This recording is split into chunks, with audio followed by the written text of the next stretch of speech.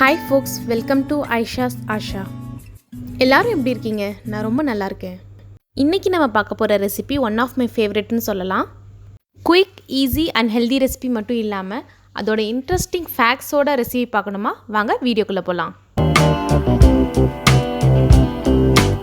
வீடியோவை ஸ்கிப் பண்ணாமல் பாருங்கள். சப்ஸ்கிரைப் பண்ணாதவங்க சப்ஸ்கிரைப் பண்ணிக்கோங்க. ஃபுல் ரெசிபி டிஸ்கிரிப்ஷன் பாக்ஸில் இருக்குது, தேவைப்படுறவங்க செக் பண்ணிக்கோங்க. ஸ்டவ் ஆன் பண்ணி மீடியம் ஃப்ளேமில் வச்சுக்கோங்க. ஒரு கடாயில் 2 டேபிள் ஸ்பூன் நெய் அப்படி இல்லாட்டி எண்ணெய் சேர்த்துக்கோங்க.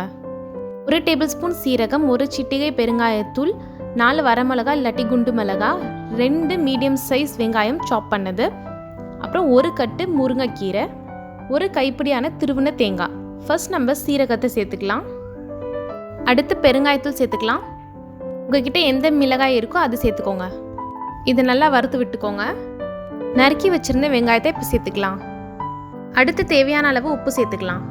எப்போவுமே வெங்காயம் நல்லா வதங்கணும், அப்போ தான் அந்த டிஷ்ஷோட ஃப்ளேவரை நல்லா தூக்கி காமிக்கும்.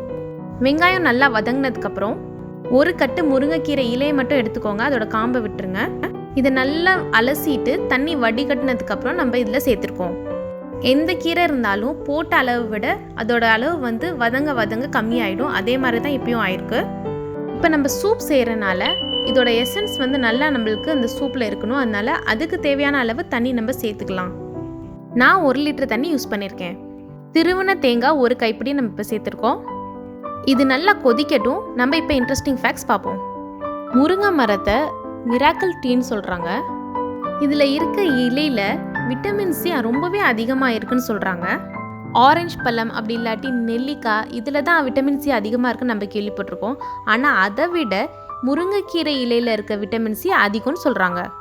விட்டமின் மட்டும் இல்லாமல் நிறைய அயன் கண்டென்ட்டும் நிறைய நியூட்ரிஷனல் வேல்யூவும் இந்த இலைக்கு இருக்குது. மொரிங்கா ஒலிஃபெரா, அதுதாங்க இதோட சயின்டிஃபிக் நேம். இந்த முருங்கைக்கீரையை தான் பிலிப்பைன்ஸில் இருக்க நிறைய ரெசிபீஸில் அவங்க காமனாக யூஸ் பண்ணுறாங்க.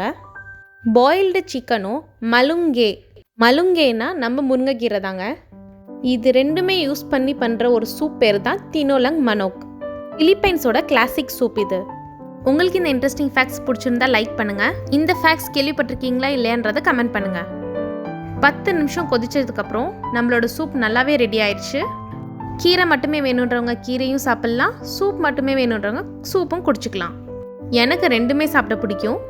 ரெண்டுமே சாப்பிடணும்னு நினைக்கிறவங்க நல்ல சுட சுட சாதத்தில் நெய் ஊற்றி நல்ல காரசாரமான உருளைக்கிழங்கு பொரியல் இல்லாட்டி ஃப்ரை இல்லாட்டி நான்வெஜ்ஜோடு சாப்பிட்டிங்கன்னா இன்னுமே நல்லாயிருக்கும். பொட்டேட்டோ ஃப்ரை ரெசிபி நம்ம சேனலில் இருக்குது, லிங்க் டிஸ்கிரிப்ஷன் பாக்ஸில் கொடுக்குறேன், தேவைப்படுறவங்க செக் பண்ணிக்கோங்க. என்ன இன்ஸ்டாகிராம் ஃபேஸ்புக்கில் ஃபாலோ பண்ணாதவங்க ஃபாலோ பண்ணிக்கோங்க. உங்கள் பிக்ஸை டேக் பண்ண மறந்துடாதீங்க. Subscribe to Aisha's Asha. பார்வையாளர்கள் சந்தாதாரர்களாக இணைவீர்கள் என்பதே ஐஷாவின் ஆஷா. தேங்க்ஸ் ஃபார் வாட்சிங்.